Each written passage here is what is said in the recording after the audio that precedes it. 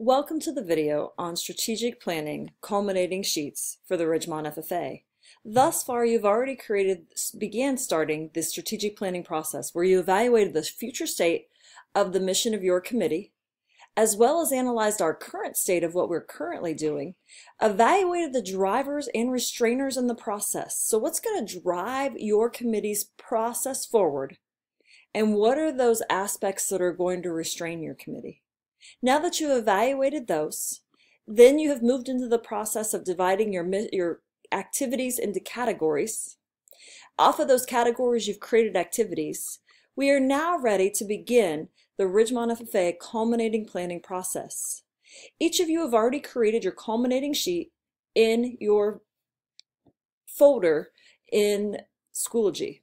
So once you go to your culminating sheet, it'll look very similar to this.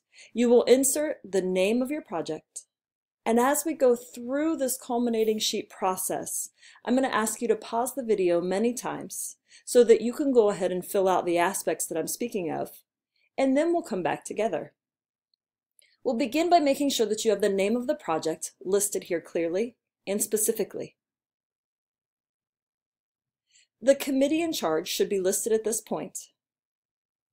People in the committee should be listed on this line with only the first name and the last initial. Please don't list any more than that because we share these out on the public web and I don't want your personal information shared. Partnerships and roles say who are our primary partners who can make a difference in the planning and acceleration of a quality project so that at the end of this piece we have a unit of activity that's meaningful and meets the needs of the community. To explain and validate this process a little bit more, I'm going to share with you a culminating sheet that is an exemplar model. It is one that is spot on and one that you can model your piece after, because I know your culminating activity planning sheets are going to be fantastic as well. As we look at partnerships and roles here, this activity is for Food for America. So our partners for that are Field to Play 60, who provides grant money, Cromer Farms, and all of the other farms that provide these pieces. We utilize Nutrients for Life curriculum. Ohio Small Grains provides grant money. FFA members provide food for lunch. And the Ohio Soybean Council provided some supplies to teach a station. Pause now and think about partnerships and roles. If you need to brainstorm with the teacher today or with your committee members, please feel free to do that. Measurable outcomes is a critical component of any committee activity. The word measurable means we can measure it. What is a specific goal that you want to achieve? So in Food for America, we wanted to teach 100% of the third graders about agriculture through 32 lessons that involved 100% of the FFA members, and then we posted it to the FFA website by November 5th. So this is a SMART goal. It is specific. It is measurable. We can measure how many third graders were there. We can measure how many lessons were done, and we can measure the date by which we have it. It is attainable. It's an activity that we know we can do and we know will be successful. It's realistic and it's timely. The T in SMART goal stands for time. You need to have a date associated with the point in time that you're either going to be starting the project, doing a specific aspect of the project, or wrapping it up, whichever one works for you. Go ahead and spend a little bit of time thinking through the outcome of the project and make sure you have a SMART goal: specific, measurable, attainable, realistic, and timely. We will now move on to academic connections. Academic connections is just saying how are you basically, or what are you basically going to tie to this curriculum? Is it tied to math, science, social studies, art, agriculture? What class could it potentially be tied to? And just list those at the academic connection level. Action steps to meet the outcomes. I think that it's very important that we create action steps that allow this project to be replicated year to year or completed, heaven forbid, if something happens to you. So we need a detailed action list of exactly what needs to occur with a timeline and the student that is responsible. So in this example, the first thing we need to do in order to have Food for America even exist is to be approved by administration. Obviously, before you take anything to administration, it will go to Mrs. Jolliffe first. So the goal is to complete this culminating sheet, review it with Mrs. Jolliffe and the officers, and then we can move forward on the action steps. I'll allow you some time to read through these action steps to validate that you understand the process.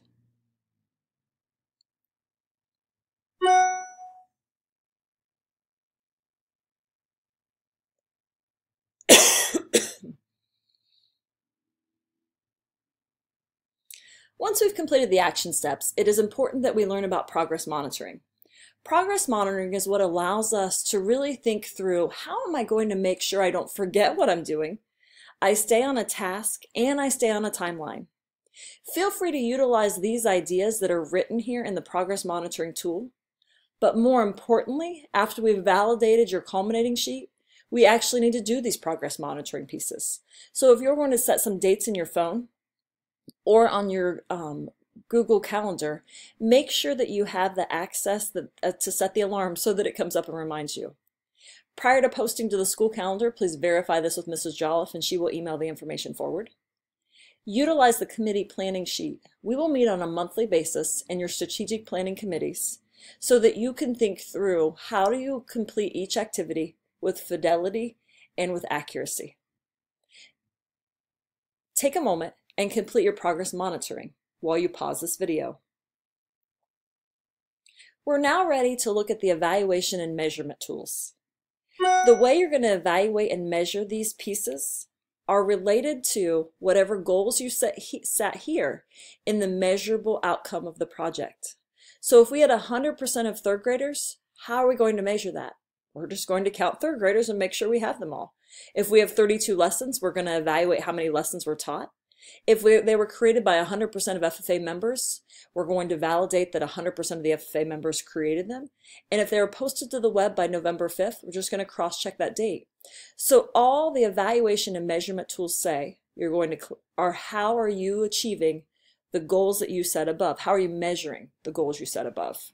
So you're going to collect lesson plans, create a map for all 32 stations, and evaluate third grade teachers. Pause now and do the evaluation tools for your culminating sheet. The last part of the culminating sheet, and probably the one that I enjoy the most, is the reflection process. You had some opportunities to reflect after Food for America when we did the Schoology reflection piece.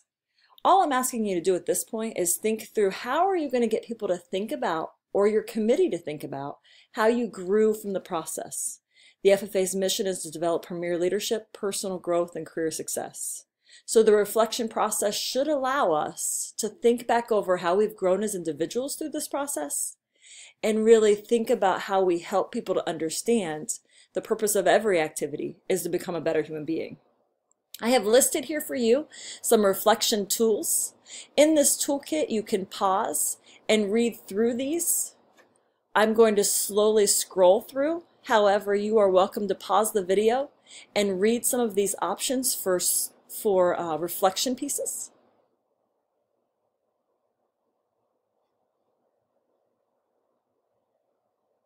I would probably discourage any 30-minute to 2-hour activity of reflection just because that's a really long amount of time. But this is a neat section here on acknowledgement and appreciation through reflection. That may be an opportunity for you to think differently about how we do reflection. And there's another option for long-term project or team member experience on the activities. As well as every reflection should also include the opportunity to reflect so that you can have it in your resume as well. So we can have that tagline in your resume that validates how you have grown. This is the process for creating a culminating sheet. If you missed a section, the great part of this is you can replay this video and find the section that you need. I look forward to reading amazing culminating sheets that address the root causes of issues and align to the mission of your committees. Thank you for being wonderful people, working hard on this activity, and really understanding how the Ridgemont FFA can make a difference in our school, our students, and our community.